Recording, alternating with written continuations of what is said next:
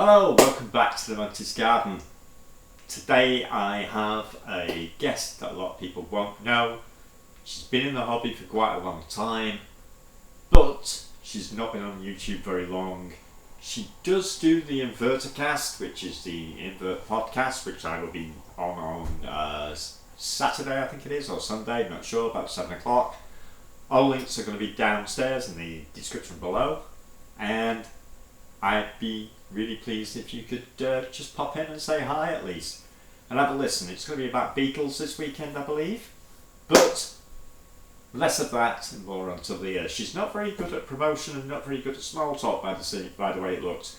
Normally when I send a video, people do me a little snippet of going, hi, I'm XYZ. She didn't. She's bowled straight in with the questions. She used to be ex-military, so she is ex-military, not used to be ex-military, that makes her ex, okay. So she is ex-military, and it's obviously, when somebody asks questions, she just answers them rather than hi as a small talk. I guess NCO doesn't really appreciate that. So, without further ado, here it is. This is Tarantula Leah.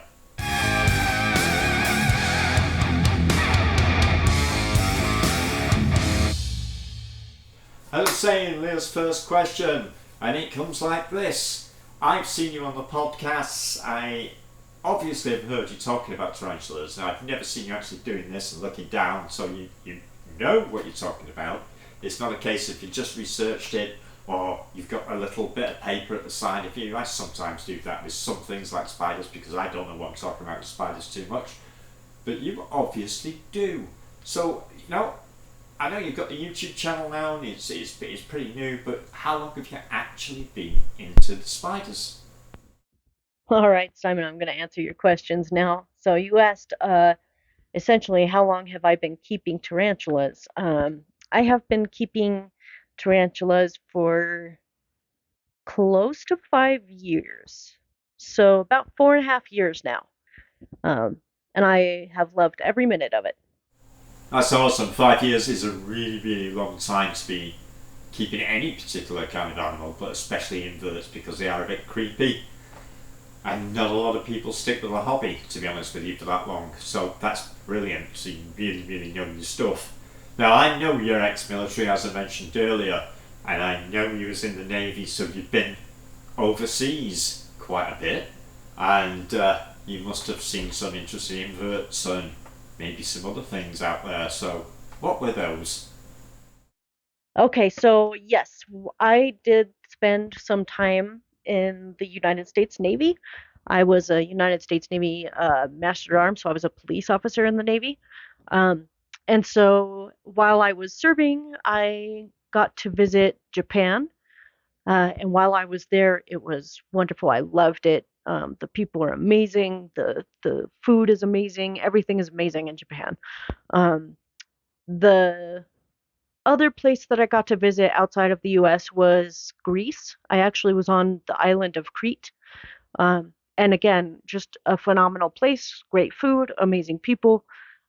So, as far as that goes, and the inverts that were there, I did come across quite a few inverts while I was in Japan. I believe there was, well, definitely banana spiders, but not like what most people think are banana spiders, because I mean, I guess banana spiders can range from like the golden orb weavers to the Brazilian wandering spider. So the banana spiders that I came across were very slender, and they were definitely a type of orb weaver, but they were also said to be kind of dangerous. So I don't know.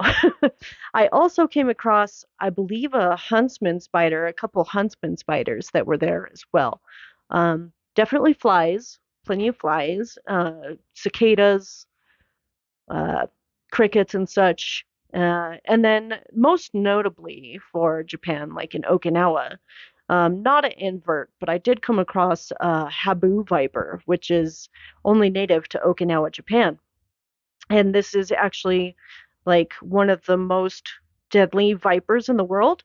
Probably not the most deadly, but after two uses of the anti-venom, it's no longer effective. So if you get bit more than like 2 or 3 times, you're kind of doomed by the habu viper. They also really like to make habu sake in Okinawa. So they will take the whole snake and put it into the sake, and then they just ferment it like that. And so usually they shape the snake with like its mouth open and the fangs and everything. So it's kind of unique. While I was in Greece, I definitely encountered a lot of flies. I think a few dragonflies. I don't remember if I encountered a whole lot of spiders. I mean, it was very fast paced in Greece, so if there were like any inverts or animals and stuff, I really didn't have time to notice them because I was just go, go, go all the time. That's cool, especially like the snake part. Now, I know that you're from Colorado, and that is in the middle of the map for any Americans listening. Now, I also know I've read some articles in Canada, New York Post, something like that, and it was mentioning that at a certain time of year you've got tarantulas males running around in, is it the southwest or southeast of the country? Running around when they get a bit horny looking for the ladies. Now that's terrifying. Why do you still live in Colorado if you've got that happening every year? I would have left already. Yes, I live in Colorado. It is kind of in the middle of the country, although we're not really considered Midwest. We're just considered West, um, or the Rocky Mountain region.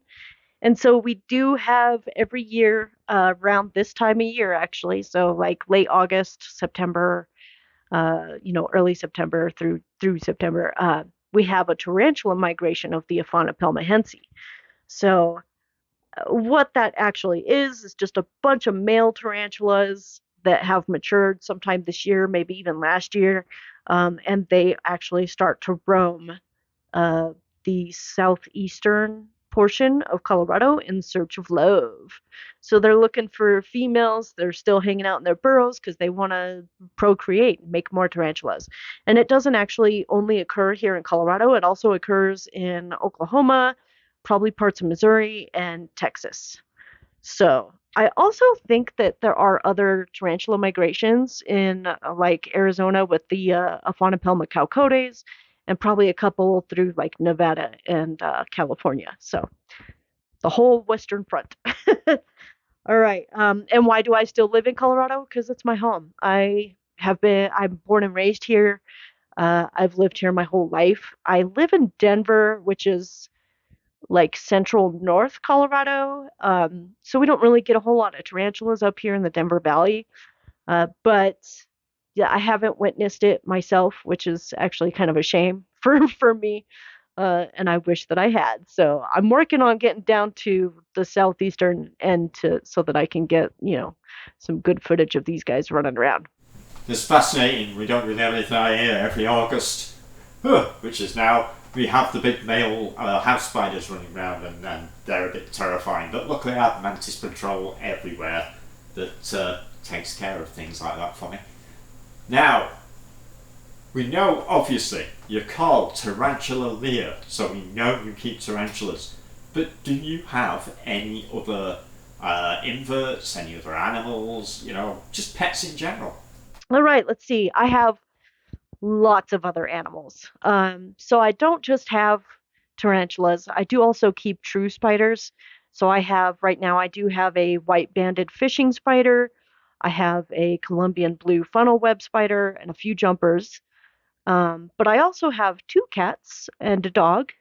I have a hamster and six snakes. So three ball pythons, one red tail boa, a Mexican black king snake, and a corn snake. So yeah, I have all kinds of other critters. I actually didn't know you kept olive snakes. That's amazing. I'm not a fan of snakes, but a lot of people like them. Now, we know you've got your own channel because that's what we've just been talking about it. Tarantula Leah, please go and visit Tarantula Leah. Give her a sub, give her some love. Come on. She's pretty cool. She knows what she's talking about. She's new to YouTube. I'm sure her channel's just going to get better and better. They always do. Right. The question was, You also co-host a podcast with Nat from Somerset Spiders, so all the British people here listening will know who Nat is of Somerset Spiders because I actually interviewed him myself as well. The podcast is pretty new. I think it's only been going 3 weeks, maybe a month. And you tried it before with something else a little bit, but you've not exactly plugged it. So, what goes on in the future? What's your plans for the podcast? Why haven't people here who's watching this already subscribed to the podcast, which I think they should, and it's going to be in the link in the description below. And I'm going to stick it here somewhere, one of these places, wherever it's dark, I'm going to stick it, so, that's where it is. So, yeah, what's going on with the podcast? Tell us a little bit about it, who you plan to get on, and etc., etc. Yes, as some people might know, and maybe new folks to your channel here don't know, that I am a co-host of InvertCast, and every week we go live and talk to various people around the hobby about various inverts. So, yeah, InvertCast is awesome. Some of our future plans for InvertCast is right now we're actually getting you as a host onto the show, so that'll be really fun.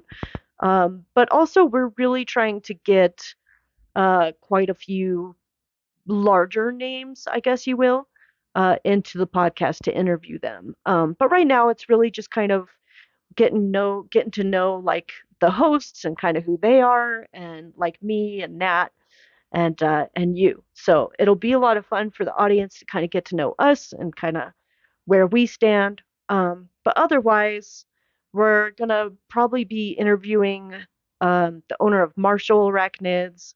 We're gonna try and get Tom Moran on the show as well, and possibly a few others. So definitely lots of interviews that are coming up. But mostly we're going to focus on pretty much any kind of invertebrate. This last one I did on pollinators, so that covers a really large scale of invertebrates. So I'm sure you're aware of that. And so yeah, so future plan. I mean, I'm sticking around. I love the podcast, and I really believe in it. I think it's really unique to the hobby. I don't think a lot of people are doing what we're doing. So yeah, we're gonna just keep pushing with it and keep coming up with new topics and hopefully some new people to interview, and we're gonna keep going from there.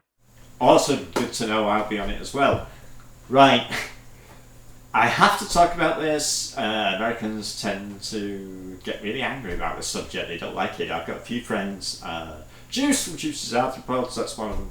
I spoke to him and I spoke to a few others regarding the state laws involving inverts and what problems you have shipping over state lines and bringing things in, import-export. It's all very complicated in America. It's only not actually one country, and tiny little bits of countries glued together, and it's probably very frustrating. It'd be really annoying, for instance, if I couldn't ship Mantis to Wales, which is like the next state, according if it was in your position. That would be really frustrating if I had to start filling paperwork in or messing about, or even they wouldn't allow it. That'd be even worse. So how do you actually get along with all this, and can you help us understand? So yeah, we've got some funky laws in the States as far as inverts, importing and exporting and all of that stuff. So basically here you have to be like licensed through I believe it's a zoological association. I don't really know because I'm not huge into imports and exports. Um, but as far as that goes, usually it kind of goes state by state. So here in Colorado, we do have a few native species of like reptiles that you cannot buy or sell here in Colorado just because of conservation. Also, certain species of Poecilotheria, we cannot bring them into Colorado. You can't take them out of Colorado. It's really, really difficult. I mean, it basically it has to be here in the state before it can be bred and sold within the state. You can't sell it to somebody in Missouri. Um, so it makes it really difficult. I really don't.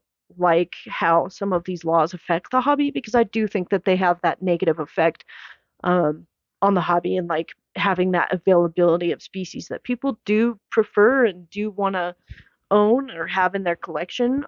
It makes it really difficult, and it also raises the prices of these invertebrates and reptiles and exotic animals to the point where sometimes they're just unaffordable, and so you end up not being able to have that species if you know. Uh, like Colorado is also known, we cannot own venomous snakes, which I'm not really wanting to own venomous snakes, but it would be nice to have that option. So because of that, like because of the restrictions that there are here in the States, there are just some species that you're not going to find in certain states or in certain areas and things like that. So I definitely think it's kind of detrimental to the hobby. And I think it could also be detrimental to some of the species that are thriving in the hobby but disappearing in their habitat, like the Poecilotheria metallica. Um, Fortunately, they're pretty popular, so I don't see them disappearing anytime soon.